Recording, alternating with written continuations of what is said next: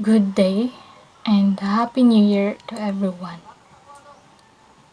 So, we will be discussing to you the reproductive health contraception from Group 7 reporters. So, first, let me introduce my topic. So, the objective discuss the various options for control of fertility from contraceptives to abstinence. So, let's talk about what is fertility control. So, fertility control is the use of any method or device to prevent pregnancy, also called birth control, family planning, or contraceptions.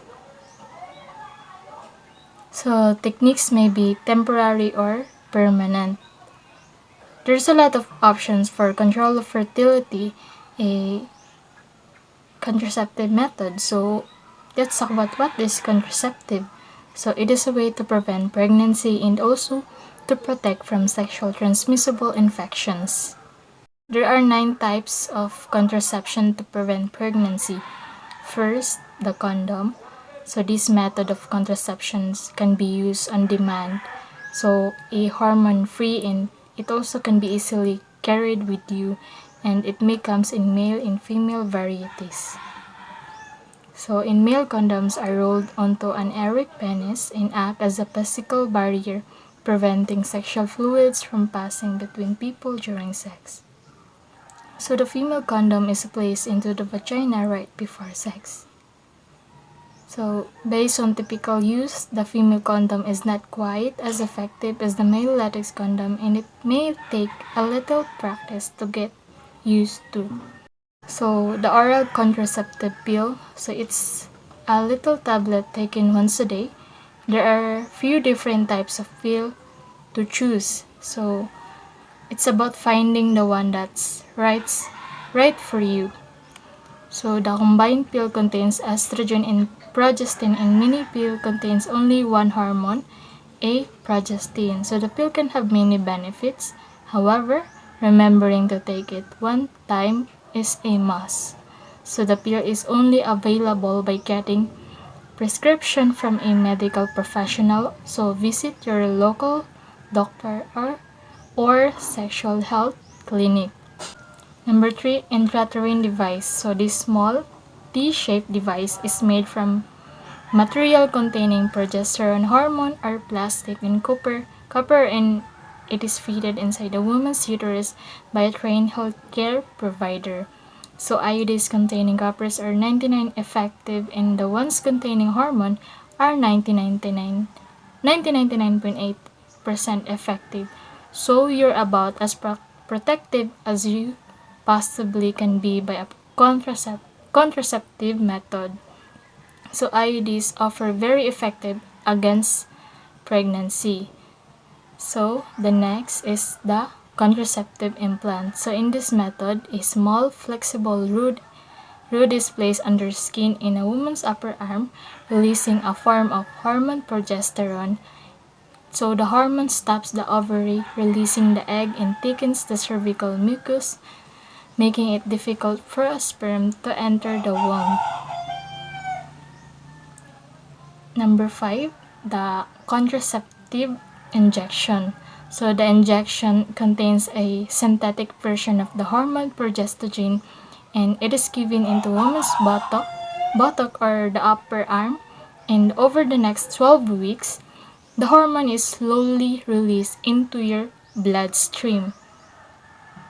So next from the list is the emergency contraceptive pill. So the emergency contraceptive pill can be used to prevent pregnancy after sex if contraception wasn't used, a condom has broken during sex, or a woman has been sexually assaulted. So while it is sometimes called the morning after pill, it can actually be effective for up to 5 days after having unprotected. So the sooner it is taken, the more effective it is. So when taken in the first 3 days after sex, it prevents about 85% of expected pregnancy. So the common side effects of the emergency contraceptive include vomiting, and next period may be early or delayed. So, emergency contraceptions does not protect against sexually transmitted infections. So, emergency contraceptions can be used after or having sex to prevent pregnancy. Contraceptive ring. So, this method consists of a flexible plastic ring constantly releasing a hormones that is placed in the vagina by the woman. So, the ring releases the hormones estrogen and progestin. So, the contraceptive ring releases a lower dose of hormone to control a woman's ability to conceive than other contraceptive methods like the pill. So, next, the diaphragm. So, a diaphragm is a small soft silicone dome is placed inside the vagina to stop sperm from entering the uterus. So, it forms a physical barrier between the man's sperm and the woman's egg, like a condom. So, the diaphragm needs to stay in place for at least 6 hours after sex. So, after sex, but no longer than 24 hours after sex, it needs to be taken out and clean. So, last part is the sterilization. So, sterilization is the process of completely taking away the body's ability to reproduce through open or minimal invasion surgery. So, it is permanent method of contraception. So, it is very suitable for people who are sure they never want children or do not want any more children. So, sterilization is available for both women and men, and it is performed in a hospital with general anesthesia. So, because of sterilization can be permanent, it's only suitable for people who definitely do not want to have any children or any further children in the future. Now, let's move on and talk about what is abstinence. So, sexually abstinence means not having sexual intercourse with a partner, and it is work as an effective form of birth control by eliminating all chances of sperm fertilizing an egg. All chances of sperm fertilizing an egg. So, unlike other forms of birth control that work to prevent pregnancy regardless of the exchange of sexual fluids, abstinence prevents semen from coming into contact with the vagina. So, it is the only birth control method that is 100% effective in preventing pregnancy as well as sexually transmitted disease according to the Centers of Disease Control and Prevention. So, how do we practice abstinence? Okay, so abstinence is the safest way to avoid getting an STR or sexually transmitted infection or HIV. So, to practice abstinence effectively and consistently, you need to set your own limits, and feel good about your decisions. So, believe that having sex is not something to do because everyone is doing it. So, want to uphold your personal, religious, or moral beliefs. So, accept that you can enjoy intimacy in a variety of other ways. So, let's talk about the advantages and disadvantages as well. So, its advantage is it is free, it's endorsed by many religious groups, and it's 100% effective in preventing pregnancy. So, its disadvantages, both you and your partner must be committed to not having intercourse. So, pregnancy is still possible. So, even without penetration, if semen is on or near the vagina. So, infertility. Its objectives explain the cause of infertility. So, now, what is the cause of infertility o pagkabaog ng mga babae at lalaki. So, infertility is a condition where you cannot get pregnant after 1 year of trying to conceive. In women, cause of infertility can include uterine fibroids and thyroid disease. So, men with fertility problems may have a low sperm count or low testosterone. So, the risk of infertility increases as we age. So, paano ba malalaman kung baog ang babae o lalaki? So, maraming factors ang nagiging sanhi ng infertility sa babae o ng lalaki. Meron ding mga treatment para dito.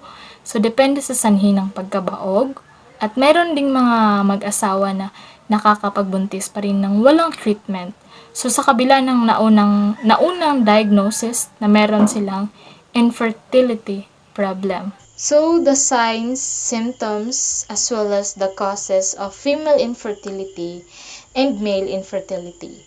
So, the symptoms in female may not cause symptoms, irregular periods, ovulation problems. The signs are hormonal imbalance, low follicle count, tubal blockage. So, its causes are hormonal imbalance due to PCOS, obesity, low ovarian reserve. So, the reproductive tract blockage due to endometriosis, ectopic pregnancy, and sexual transmitted disease. While in male infertility, the symptoms are usually has no symptoms. So, men notice erectile or ejaculation issues, so rarely testicular pain. So, the signs in male, so the abnormal semen analysis, hormonal imbalance, blockage in reproductive tract. So, the causes are mostly related to sperm abnormalities caused by sexual transmitted disease as well. So diabetes, varicocele, obesity, hormonal imbalance, toxin or heat exposure. Prevention in infertility. So some types of infertility are not preventable, but several strategies may increase your chances of pregnancy. So in men, although most types of infertility are not preventable in men, so these strategies may help. So it is important to avoid drug and tobacco use and drinking too much alcohol.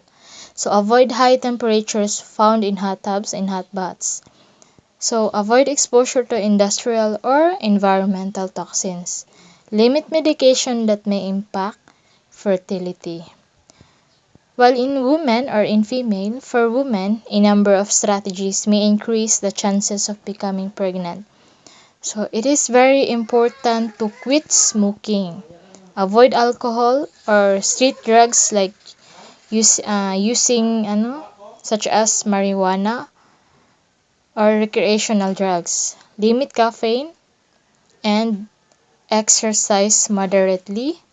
Avoid weight extremes. So being overweight or underweight can affect the hormone production and cause infertility. Thank you for listening. God bless us all. And now let's move on to the next reporter.